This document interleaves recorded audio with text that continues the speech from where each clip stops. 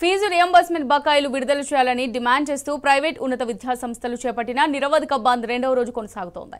రాష్ట్ర వ్యాప్తంగా 2500కు పైగా కాలేజీలు బంద్ పాటిస్తున్నాయి. ఇందులో భాగంగా ఇవాల్టి నుంచి జరగాల్సిన అన్ని పరీక్షలను కళాశాలల యాజమాన్యాలు బహిష్కరించాయి. కాంగ్రెస్ ప్రభుత్వం బకాయి పడిన 10,000 కోట్లలో కనీసం సగం బకాయిలు ఇవ్వాలని డిమాండ్ చేస్తున్నారు. అంతవరకు బంద్ కొనసాగుతుందని తేల్చి చెప్పారు.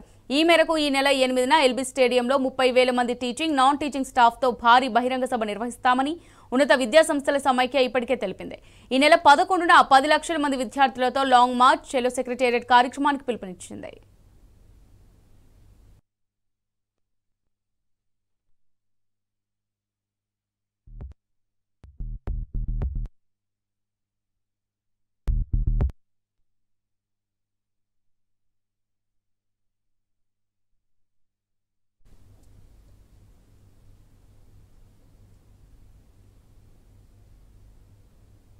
రైట్గా దీనికి సంబంధించి మరిన్ని డీటెయిల్స్.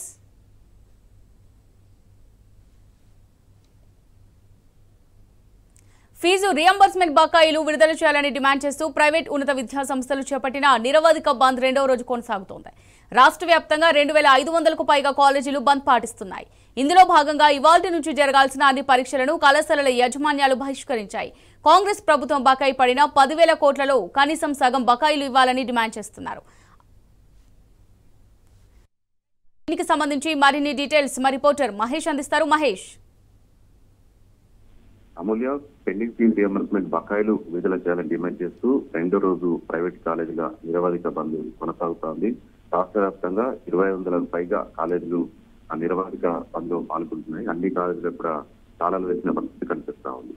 లక్షలాది మంది విద్యార్థులపై ఈ బంద్ ప్రభావం పడుతుందని చెప్పాలి. మరోవైపు కాంగ్రెస్ సర్కార్పై కాలేజీ యాజమాన్యాలు జంగుసరైన ముగించే సర్కార్తో తాడోపేడ తెలుసుకునేందుకు సిద్ధమయ్యాయి. అందులో భాగంగా నేడు జరగాల్సిన అన్ని పరీక్షలు కూడా బాయ్కాట్ చేస్తున్నట్టు ప్రకటించాయి. తమకు ఇస్తామన్న 1200 కోట్లలో కేవలం 300 కోట్లు మాత్రమే ఇచ్చారు. మరొక 900 కోట్లు దీపావళిలో ఇస్తామని చెప్పి తీరా విజిలెన్స్ దాడులకు ఆదేశించారని, దీంతో రాష్ట్ర ప్రభుత్వంపై ముఖ్యమంత్రి రేవంత్ రెడ్డి తీరుపై ఆగ్రహం వ్యక్తం చేస్తా ఉన్నారు. సర్కార్పై ఆగ్రహంతో ఉన్న కాలేజీ యాజమాన్యాలు ఇప్పుడు 10,000 కోట్లలో సగం బకాయిలు 5,000 కోట్లు ఇవ్వాలని కూడా డిమాండ్ చేస్తున్న పరిస్థితి నెలకొంది. ఈ నెల 8న ఎల్బీ స్టేడియంలో 30,000 మంది అటు టీచింగ్ కావచ్చు, నాన్ టీచింగ్ స్టాఫ్ తో భారీ బహిరంగ సభ ఏర్పాటు చేస్తున్నామని కూడా ప్రకటించారు. ఇక ఈ నెల 11న 10 లక్షల మంది విద్యార్థులతో లాంగ్ మార్చ్ నిర్వహించి చెలో సెక్రటరీ కూడా పిలుపునిచ్చిన పరిస్థితి కనపడుతుంది. అట ప్రైవేట్ కాలేజీల పోరాటానికి మద్దతుగా అటు విద్యార్థి సంఘాలు కూడా సర్కార్పై పోరాటం చేస్తూ ఉన్నాయి. అటు టీఆర్ఎస్పీ కావచ్చు, ఎస్ఎఫ్ఐ, ఏఎస్ఎఫ్, ఏబీవీపీ ఆధ్వర్యంలో కూడా వివిధ రూపాల్లో ఉద్యమ కార్యాచరణ ప్రకటించారు.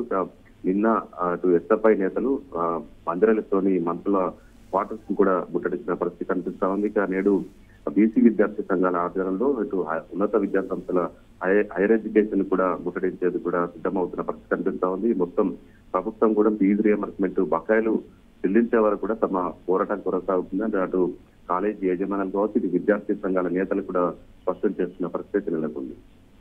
రైట్ మహేష్, ఇప్పుడు మనం చూసినట్టయితే ఈ పరీక్షలు ఏవైతే ఉన్నాయో ఈ పరీక్షలను బైకాట్ చేయడం వల్ల విద్యార్థులే కదా నష్టపోయేది.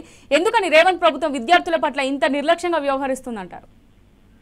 రాష్ట్ర వ్యాప్తంగా చూసినట్లయితే కాంగ్రెస్ ప్రభుత్వం ఏర్పడి దాదాపు 23 నెలలు అవుతుంది. 23 నెలల్లో కూడా ఇటు పెండింగ్ ఫీజు రియంబర్స్మెంట్ బకాయిలకు సంబంధించి కాలేజీ యాజమాన్యాలకు ₹1 కూడా చెల్లించలేదు. దీంతో కాలేజీ యాజమాన్యాలు తీవ్రంగా అప్పుల్లో కూలిపోయాయని కూడా ఆవేదన వ్యక్తం చేస్తా ఉన్నారు. దాదాపు 14-15 లక్షల మంది విద్యార్థులు మీద ఈ బంద్ ప్రభావం పడతా ఉంది. ఈ రోజు జరగాల్సిన సంబంధించి ఇంటర్నల్ పరీక్షలకు సంబంధించి కూడా పూర్తిగా బాయ్కాట్ చేస్తున్నట్టు ప్రకటించిన కానీ ఇటు రేవంత్ రెడ్డి అటు విద్యాశాఖను తనవంతనే పెట్టుకున్నా కానీ విద్యారంగ సమస్యలను పరిష్కరించడంలో విఫలమయ్యారని కూడా ఇటు కాలేజీ యాజమాన్యాలు, విద్యార్థి సంఘాలు ఆగ్రహం వ్యక్తం చేస్తున్న పరిస్థితి కనిపిస్తా ఉంది. పరీక్షలు వాయిదా వేస్తున్నామని ప్రకటించినా, రద్దు చేస్తున్నామని ప్రకటించినా కానీ ఇంతవరకు ఎలాంటి రెస్పాన్స్ కూడా అటు సర్కార్ నుంచి రాలేదు. వీరికి ఇస్తామన్న బకాయిలు ఇచ్చే వరకు కూడా తమ పోరాటం కొనసాగుతుందని చెప్పినా కానీ ప్రభుత్వం ఇంతవరకు ఎలాంటి చర్చలు కూడా జరుపుతున్న పరిస్థితి నెలకొంది.